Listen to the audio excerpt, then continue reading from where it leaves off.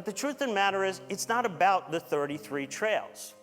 You have to break this big, ambitious goal down into these more manageable decisions, the types of decisions that need to be made correctly along the way in order to improve the odds of achieving the type of outcome you desire. It's not about even one trail. It's about those tiny little decisions, like when you're sitting at your desk, putting in just a little extra time at the end of a day, or you're lying on your couch and you're clicking through the channels on your remote control or scrolling through your Facebook feed, and in that moment, you make the decision to put it down. You go put on your hiking clothes. You go walk outside your front door and you shut it behind you. You walk to your car, you get in your car, and you drive to the trailhead. You get out of the car at the trailhead and you take one step. You take 2 steps, 3 steps.